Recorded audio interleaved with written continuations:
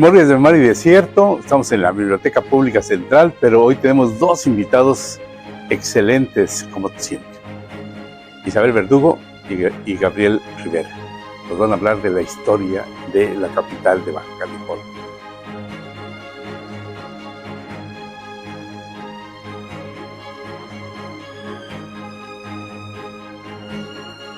Hola, ¿qué tal? Ya estamos en esta emisión de Memorias de Mar y Desierto. Es un proyecto de la Secretaría de Cultura, pero la idea es hablar de la historia, sí, pero también del futuro, del presente, de la utopía que representa vivir en una frontera, ¿no? Todos esos sueños, esas maneras de ver, y lo más importante es reconocernos en este sentido de pertenencia, en esta identidad que se tiene como mexicalenses. Y bueno, hoy tenemos un programa especial, muy especial, porque tenemos dos entrevistas. Una de ellas es con Isabel Verdugo, maestra, que es la cronista de Mexicali, y con Gabriel Rivera, que es el director, coordinador de nuestro archivo histórico, porque tenemos un archivo histórico aquí en Mexicali. Así que, bueno, en Baja California, pero está en Mexicali. Así que vamos a empezar. Maestra, ¿cómo está? Muy bien, ¿y usted? Bien, muy contento de tenerla. Es una gran responsabilidad ser cronista de la ciudad, maestra. Sí, por supuesto.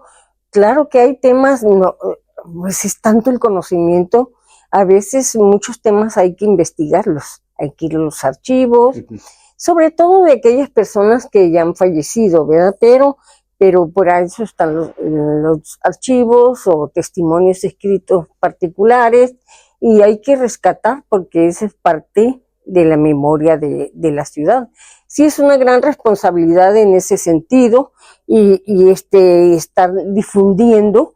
¿Por qué? Porque siempre llega gente a Mexicali, surgen nuevas generaciones y necesitan conocer de la historia de la ciudad.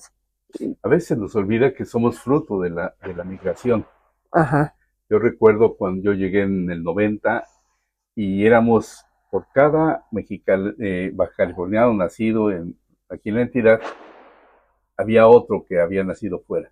Estábamos 50 y 50 en 90, 92, de acuerdo a lo que era esta oficina de población, que Sí. ya no existe. Y el último reporte de INEGI habla de un 60% ya nacidos en Baja California y un 40% que nacimos fuera, de acuerdo al INEGI. ¿Cuáles serían los rasgos más representativos en Mexicali? Fragmentada identidad que se puede dar, que se vuelve una sola con ser mexicalense. Pues yo digo que es cuando empieza a llegar la gente aquí a Mexicali, es que no podemos desligar esto sin hablar de los precursores, por ejemplo, muchos empresarios, mucha gente que llegó en la época de los 20 a Mexicali, ahí predominaba la mayor parte de gente que venía de Sonora, de Sinaloa o de otra Coahuila, de otras latitudes del país, ¿verdad? Venía, las razones que sean tal vez algunas personales, otras de trabajo, pues venían aquí a Mexicali y en un momento dado pues predominaba más la gente fuereña, ¿sí? Y entonces ya con el mismo desarrollo económico, industrial, pues también hay más nativos que se van dando, pero todas pues todos formamos parte de este Mexicali. Hay una etapa de Mexicali donde, de acuerdo a la cronista Isabel Verdugo, es la etapa en construcción, la etapa oscura, la etapa de formación de un Mexicali, que es el que tenemos ahora. Sí. ¿Nos puede hablar de esa Yo lo llamo, década? Sí, cómo no, pues estudiando la historia y haciendo comparaciones y por qué antes y por qué después, cuando Mexicali surge, digamos, hacia 1904. En 1903 es importante porque es el nombramiento de la primera autoridad y había que poner orden, ¿sí? Porque había mucho vandalismo, muchos balazos y muchas cantinas. En 1903 había 9 cantinas. Entonces 1904 es importante porque bien entra el capitalismo a Mexicali. está la Colorado, se empiezan pues empieza el ferrocarril a construirse, las primeras autoridades ya son más formales, pero luego se va formando apenas el pueblo, vienen las inundaciones, y ¿qué ocurre? Pues luego viene la revuelta, el fin del porfiriato, con repercusiones. En realidad no hay progreso. Mexicali en ese momento es una sección municipal. Digamos, es como hablar de delegación, pero se utilizaba el término sección municipal de Ensenada y no había presupuesto para obras. Lo único que tengo en mente, que sé porque he leído, es que había para pagar al regador en su carreta, para que las calles y comida a los animales y un poco para los guardias, pero no había para obras, entonces obras públicas necesarias. Entonces yo la llamo en ese sentido la etapa oscura de Mexicali. Empiezan, pues hay repercusiones de 1910-11 aquí, pues hay una inestabilidad política en el país, pero aquí también se refleja con los cambios de los mandos políticos, que eran los subprefectos políticos, que si no eran huertistas, eran maderistas, hasta que al fin se logró un dique con la llegada de Esteban Cantú. Y a partir de ahí, pues el señor Cantú pues toma el poder y empieza a hacer obras públicas. También la gente empieza a llegar. No quiere decir que no haya llegado gente antes. Las primeras gentes que arribaron aquí son de Ensenada o del sur de Ensenada y de otras partes, ¿no? Nuestros orígenes y el desarrollo, ya en esta parte del crecimiento de Mexicali, poblacionalmente, ¿de dónde provenimos? ¿Qué es los mayores rasgos culturales que tenemos? Pues mexicanos, bueno, y fronterizos. Sí, estamos en la frontera porque Mexicali no tiene un eje fundacional misional. Definitivamente, esa es la frontera. Y entonces, sí voy a hablar de Mexicali y San Luis porque lo manejo mucho. Mexicali y San Luis fueron las últimas poblaciones aquí, en esta región, que se fundaron. Son las más nuevas. No tienen ejes, una fundación misional de qué hablar, ¿sí? Están los indígenas cucapás, están, pero pero hasta ahí, ¿no? En San Luis también existen, tienen su propia cultura, etcétera. Pero entonces empieza el progreso con los extranjeros, la Colorado empieza primero como sí es importante porque la Colorado empieza a explotar los terrenos para ganado. Esto era una zona, era un vergel que permitía o hubiera permitido que ser una región ganadera por excelencia, ¿no? Por todas las plantas y animales que había. Pero después, pues ya sabemos, se hizo la obra, la presa Hoover, se canalizó el agua y se dedicó ya realmente para otras actividades. Que son las agrícolas. Son las agrícolas. Y son parte fundamental del desarrollo de Mexicali, de Baja California. Sí, así es, parte fundamental. Pero sí, digamos, sí es importante el río Colorado porque si no se canaliza, todavía estuviéramos inundados, ¿no? Entonces no había realmente agricultura, era necesario. Sí. La ciudad, en esa época, la ciudad, ¿cómo era? ¿Hasta dónde llegaba? ¿De dónde? Pues fue creciendo hacia el oriente poco a poquito, porque no tenía, hacia el norte no podía porque estaba la línea. Un poquito hacia el sur y hacia el oriente, ¿sí? Actualmente, ¿qué somos? Llega la industria maquiladora de la exportación y poco a poco la parte del valle agrícola va quedando a la vera de la historia. Tenemos problemas serios en términos de agricultura y una pujante industria maquiladora que, bueno, implica mano de obra más que de inversión industrial de los mexicanos. pues eso propició el crecimiento poblacional, y vino mucha gente y pues sí fue muy importante la maquiladora en la industria, en el desarrollo pues de Mexicali en particular. Uh-huh.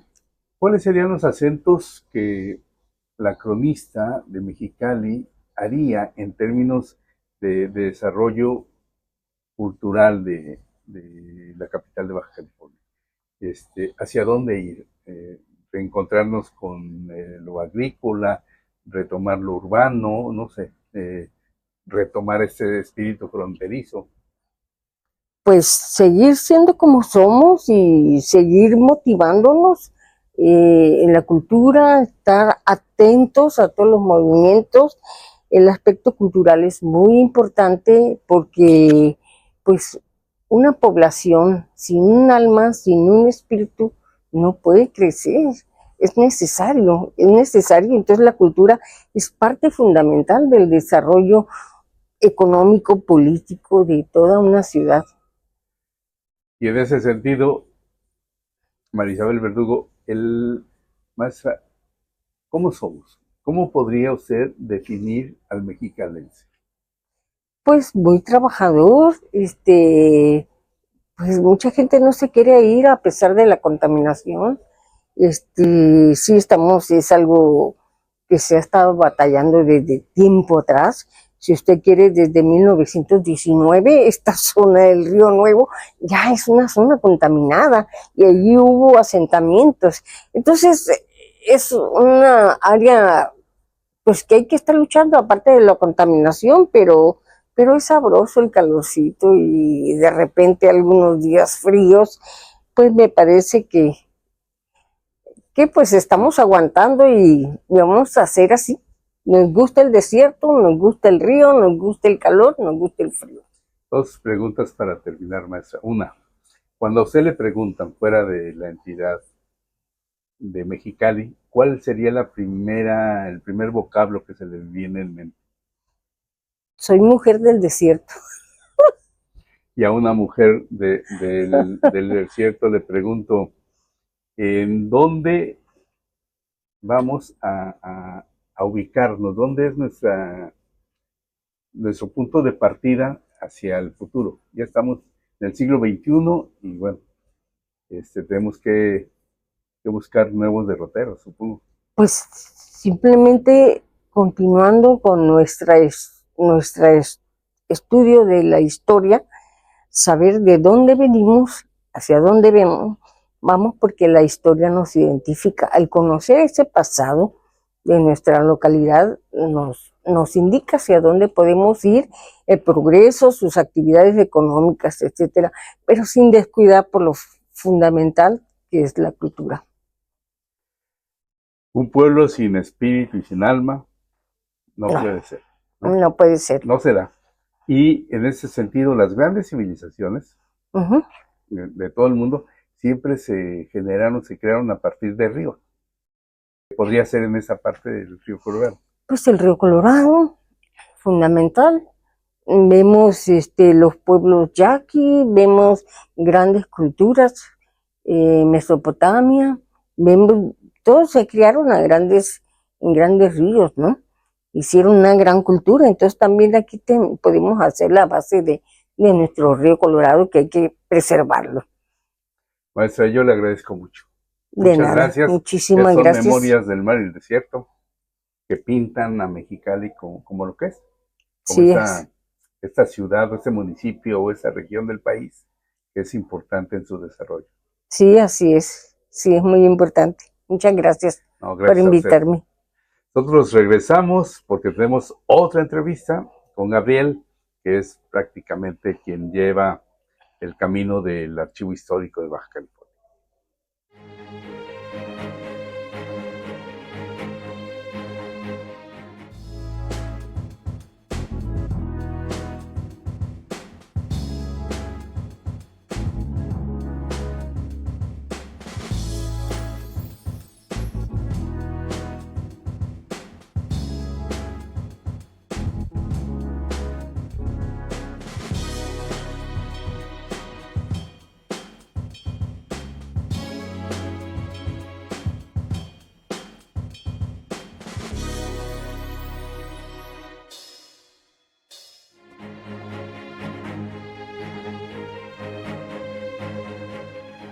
Las memorias de mar y desierto se pueden entender por diferentes vías, pero la más específica, la que nos ha dejado una huella del pasado y obviamente este espacio para el presente y para el futuro, pues son los documentos, la historia y los archivos.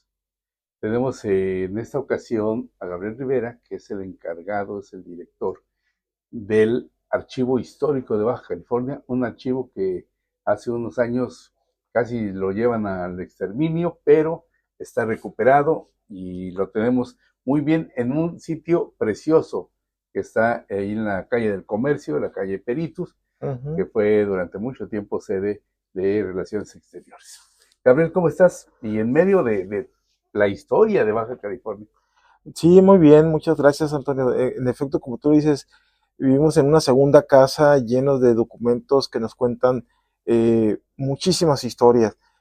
Para contextualizar un poquito la introducción que haces a la entrevista, el Archivo Histórico del Estado conserva al día de hoy cerca de 1 millón de documentos. Imagínate la riqueza de cuántas historias puedes encontrar en cada uno de los documentos. Baja California tiene un tesoro con esa información. Y estoy hablando que todos los documentos son originales.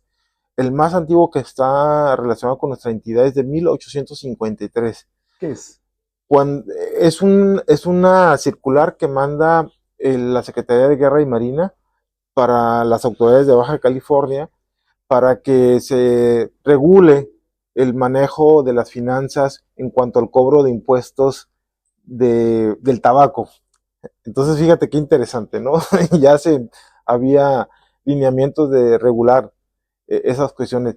Pero cuando me refiero también que es un tesoro es porque cada uno de los documentos es una joya, en el cual, como tú lo mencionabas, la historia te sirve precisamente para entender nuestro pasado, bueno, estudiar el pasado para entender nuestro presente y proyectar el futuro. Con estos documentos ayudan a los historiadores, los académicos, los cronistas, periodistas y público en general a poder indagar esas páginas del pasado para documentarse. La historia se escribe con documentos. Sí, se complementa con testimonios, otro tipo de papeles, pero lo más interesante son los documentos porque te pueden precisar muchos datos, nombres, lugares, acontecimientos, descripciones.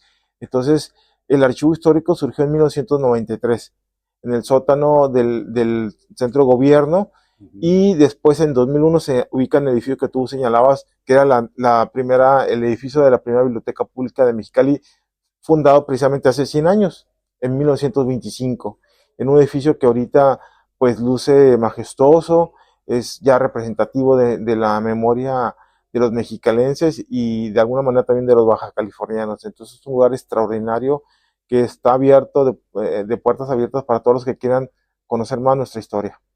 100 años. 100 años es, pues, no sé si tenga la declaratoria, pero no deja de ser patrimonio histórico de Baja California. Por supuesto, todavía no tiene la declaratoria formal, pero es ya patrimonio cultural de nosotros. Pues es que es la historia del patrimonio histórico y cultural de Baja California, ¿no? O sea, es correcto, sí. Es patrimonio porque, además que es un edificio centenario prácticamente, pues lo que conserva allí. Además, bueno, no he mencionado que tiene libros, que tiene revistas, que tiene periódicos, que tiene mapas, que tiene audiovisuales. El archivo es muy amplio, pero lo más valioso, bueno, no más valioso, lo más interesante para nosotros son los documentos. Si usted anda por la avenida Álvaro Obregón, por la Madero, allá hay una calle que se llama ahora Pedro F. Pérez y Ramírez, y la va a encontrar ahí el archivo histórico a un costado de un edificio que está siniestrado de la Canaco, pero así también está el Instituto de Bellas Artes. Correcto. Pero usted puede llegar, subir la escalinata y va a encontrar un tesoro que es con el que Gabriel convive cotidianamente. Gabriel, yo te pregunto, de los documentos, cuál es el que más te ha significado? Que has dicho, este es uno de las joyas de las joyas. Mira, hay muchísimos, pero pero quisiera destacarte, por ejemplo, hay una carta firmada por Ricardo Flores Magón. O sea, este personaje icónico de la lucha de clases en nuestro país, precursor intelectual de la Revolución Mexicana, y que bueno, hace 3 años se le declaró como el personaje del año, ¿verdad? Porque fue en 1922, noviembre, cuando fue asesinado en una cárcel de Estados Unidos. Pero su papel en la historia de Baja California es muy importante, ¿no? Por el movimiento que él promovió. Y hay una carta que él firma, que se la manda a José María Leiva, jefe del movimiento aquí en Mexicali, y está presentando a un camarada. Y es interesantísimo. Claro, la firma de Ricardo Flores Magón. Y hay otro documento vinculado con ese mismo tema, que es un telegrama firmado por Porfirio Díaz, o sea, el presidente de la República, que contesta a Celso Vega, jefe político y militar de Baja California, que en Mexicali fue tomado por los magonistas. Entonces, son dos documentos que tienen un valor extraordinario por la firma de los personajes. Hay otro que también quisiera destacarte mucho, Antonio, y te va a interesar muchísimo. En 1922 está en Mexicali un personaje de los más importantes de la historia de la educación en México, el profesor Gregorio Torres Quintero, un profesor nativo de Colima, pero que bueno, radicó en México. Y cuando me refiero de los más importantes, porque esos fueron profesores clase, pero frente a salón clase, pero fueron ideólogos de la educación. Es gente que evolucionó la visión de cómo dar clases. Y Gregorio Torres Quintero fue asesor de la Secretaría de Educación Pública recién creada por José Vasconcelos. Entonces, don José Vasconcelos, uno de los personajes, como tú sabes, más importantes de las letras y de la educación y de muchos otros elementos de nuestra identidad como mexicanos, invitó a don Gregorio a que fuera su asesor. Y en 1922, don Gregorio Torres Quintero, bueno, en el 23, en esos años, la Secretaría de Educación Pública, creada por José Vasconcelos y Álvaro Obregón como presidente de la República, fue creada en 1921. Entonces, a partir del 22, don Gregorio anda en toda la República Mexicana recibiendo a las escuelas para incorporarlas a la Secretaría de Educación Pública. Y está en Mexicali en diciembre del 22. Y hay un documento firmado con puño y letra, donde le envía al gobernador José Inocente Lugo diciendo que está en Mexicali y que viene a recibir las escuelas. Pero lo valioso es la firma de don Gregorio, ¿no? Que está aquí en Mexicali en representación del gobierno de la República, y después de aquí se va a Baja California Sur a La Paz. Entonces imagínate, pero lo curioso es la distancia. Imagínate venir de México en 1922, era toda una odisea por las distancias y la falta de comunicaciones que tenía nuestra región fronteriza. Ahí redimensionamos si Vasconcelos era gregorista o Gregorio era vasconcelista, ¿no? Era un momento muy importante para la educación en México.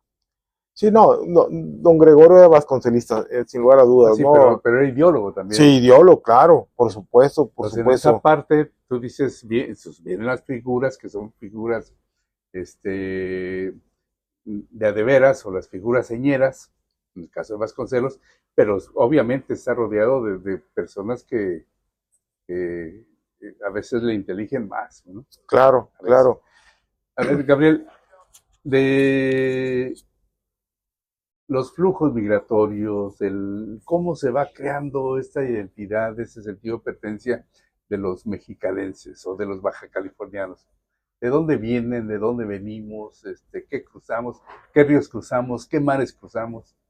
Pues mira, Mexicali, al igual que las otras poblaciones de nuestra entidad, Baja California, pues es un estado migrante, reflejado desde siglos atrás. Claro, en el siglo pasado, en el siglo XX, es el donde se fueron delineando, demarcando el origen migratorio de esta gran entidad que es Baja California, y por supuesto sus ciudades, incluyendo la ciudad capital que es Mexicali.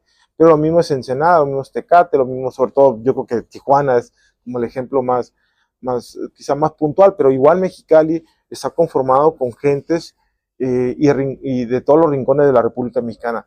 Y algo que casi no se conoce mucho en Mexicali son los flujos migratorios de otros países. Y allí en el Archivo Histórico del Estado, adscrito hoy a la Secretaría de Cultura, que eso es un acierto muy importante que se logró hace 3 años, se encuentran 2 cajas con unos 500, 600 expedientes personales de migrantes de muchos países. Por lo menos hay cerca de 20 países. ¿Son cédulas?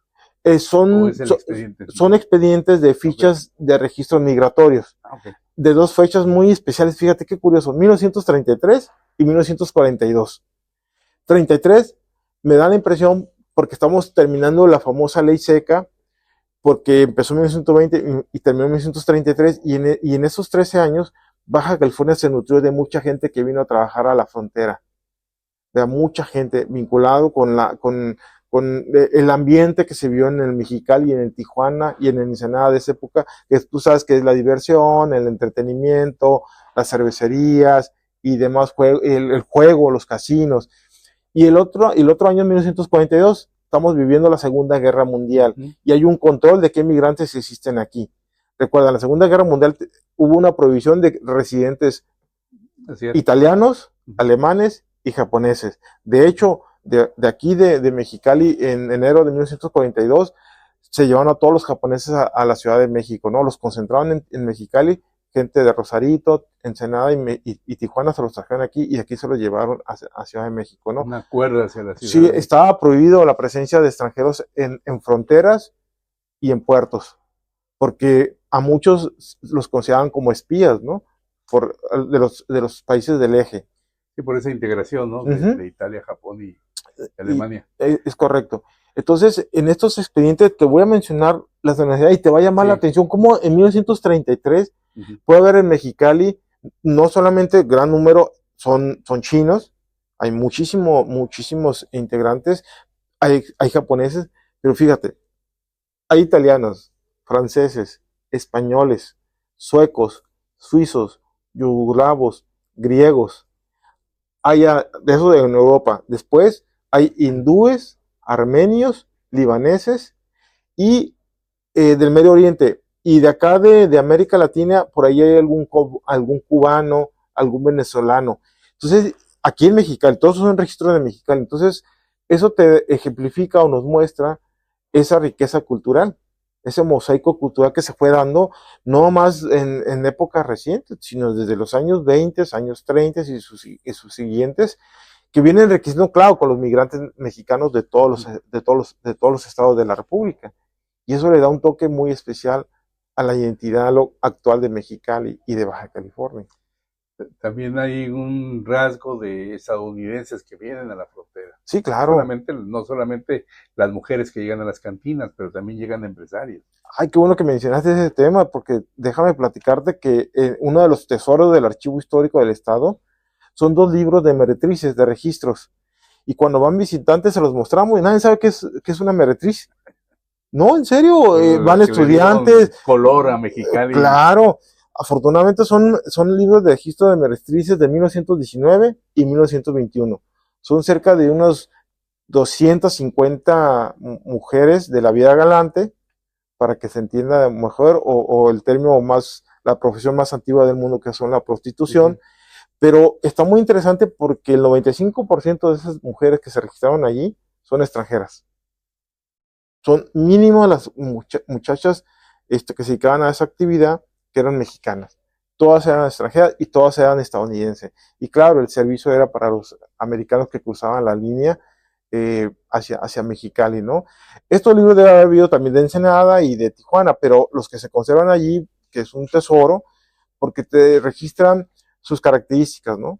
Sus edades y dónde son sus orígenes, ¿no? Entonces, eso les llama mucho la atención, porque aquí en Mexicali el primer reglamento de prostitución es de 1917, y ahí se indicaba que, bueno, tenían que ir al médico, tenían que hacer un registro, y por supuesto también tenían que pagar un impuesto de atención médica en el Hospital Civil de Mexicali. Hablando de pecados contemporáneos de inicios de ese siglo, como es la prostitución o el opio también se reguló y se reglamentó aquí en Baja California. Sí, claro, desde los años 10, con la llegada el arribo y la llegada de muchos chinos, que hubo la libertad de que ellos consumieran el opio aquí en Mexicali. Fue muy reconocido en los años 10, no sigue en los años 20, más adelante sí va a haber ya regulación sobre eso, ¿no? El mismo gobierno de entonces Distrito Norte y después Territorio Norte va a haber pues un control y sobre todo también una búsqueda de quienes traficaban el opio con los chinos, ¿verdad? Pero en los años 10 y 20 hubo muchas libertades en ese sentido. Así como ahora hay un crecimiento del vino y de la cerveza artesanal, Mexicali fue cuna de cervezas locales. Claro, claro, la cerveza Mexicali es por excelencia, la mejor cerveza del la mundo. catedral. Sí. Y fíjate, ahí en el Archivo Histórico del Estado, el expediente migratorio del maestro cervecero. No digas. Sí, se llamó Adolfo Binder. Aquí está el expediente, aquí está su fotografía. ¿Es el de la cerveza Mexicali? Sí, es uno de los primeros maestros cerveceros. Es de registro de 1932. Y este señor maestro era alemán. Tú sabes que la alemana es la cuna de la cerveza. Bueno, hay antecedentes en Egipto y en otros países, pero en Alemania se le da un reconocimiento muy especial a la elaboración de la cerveza. Este maestro es alemán, pero en esa época ya está nacionalizado norteamericano.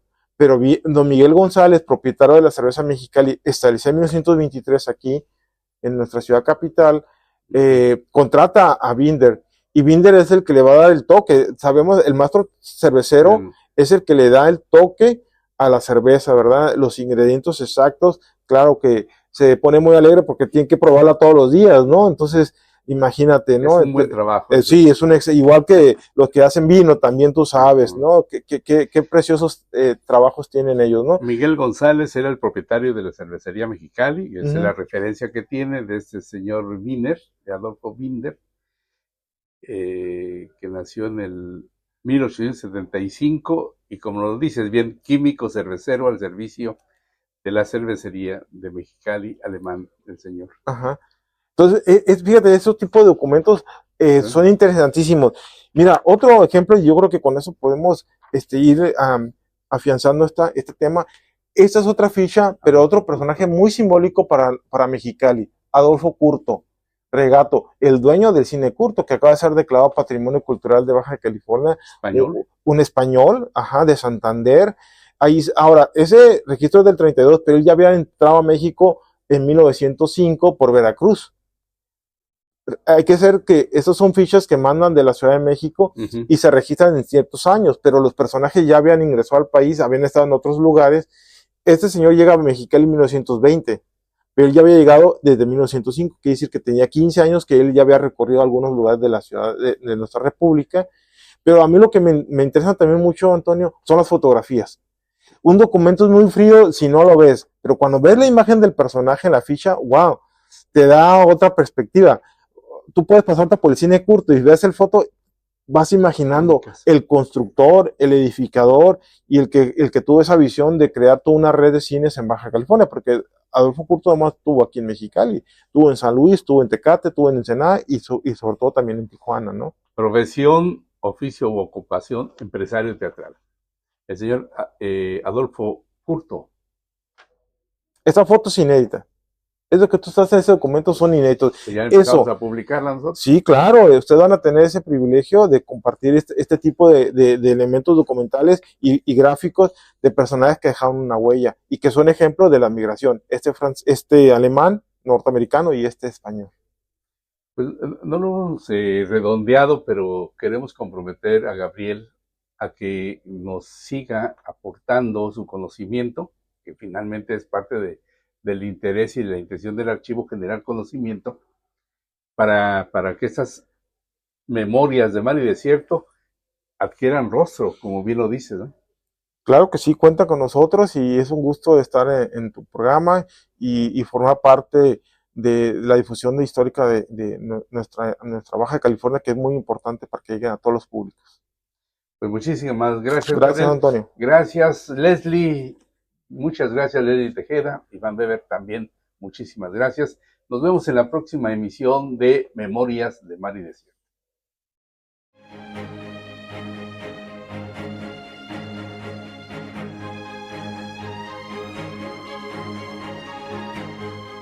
Y bueno, llega la parte de la agenda cultural. Hemos estado hablando de cuestiones históricas y por eso los quiero invitar a el Archivo Histórico, que precisamente sigue esta exposición vigente, que son joyas documentales en una mina baja californiana. Además, también la recomendación que exploren este edificio en Mexicali, ya que van a poder encontrar mucha información y además muy interesante que estoy seguro que no sabían. Este sábado 5 en el Centro Estatal de las Artes vamos a tener la celebración del Día Internacional del Autismo. Bueno, habrá charlas y también al finalizar una obra de teatro, una forma diferente también de hacer esta difusión y esta visibilización del autismo. Y ya que está ahí en el Centro Estatal de las Artes, ¿por qué no seguir admirando estas exposiciones que tenemos aún vigentes? Como a veces cuando me despierto en la noche, de Siki Corona, que nos viene a dar una invitación a lo que sucede a veces con los sueños. Y también esta otra interesante exposición, Alexitimia y otros síntomas modernos, de Noemí Hernández, también en gran formato en el vestíbulo del Centro Estatal de las Artes. Ahí podrá admirarlas. Y bueno, recuerden que seguimos con estos ciclos de cine tanto en el Teatro del Estado, en el Café Literario del Teatro del Estado, como en la Galería de la Ciudad. En este caso hablaremos de este ciclo que está en el Café Literario del Teatro del Estado, que es en este mes de abril. Gene Hackman, este gran actor que va a estar presentando pues, varias películas muy buenas. Y aquí aprovecho para invitarlos a que nos busquen en redes sociales, ya que a través de ellas van a poder ver exactamente qué días y a qué hora serán las películas que se proyectan en estos cineclubs, tanto en el Café Literario del Teatro del Estado como también en la Galería de la Ciudad. Pero además también recuerden que a través de estas redes sociales pues podemos expandir toda la información a otros centros estatales de las artes de otros municipios que tiene la Secretaría de Cultura, o bien también a la aplicación Cultura BC, donde también de una manera muy amigable podemos ver si nos interesa la literatura o la música o el teatro. Es una forma muy amigable de tener este contacto con la cultura. Y bueno, para finalizar, los quiero invitar a todos los papás y a todos los niños. Viene en unos días más, pero ya está abierta la convocatoria. En primavera, la biblioteca te espera. Estos son 2 semanas en las que habrá talleres para niños de 7 años hasta los 17 años y van a poder pues hacer muchas actividades, obviamente también con fomento a la lectura, donde vamos a poder darnos cuenta que los libros también son divertidos. Esta es la hemeroteca de la Biblioteca Pública Central y esto fue Memorias de Mar y Desierto. Muchas gracias. Gracias, Iván, con la sección. Para la siguiente semana tendremos también a Leslie Tejeda. Así que nos vemos. Esté pendiente de la Secretaría de Cultura y obviamente de las Memorias de Mar y Desierto.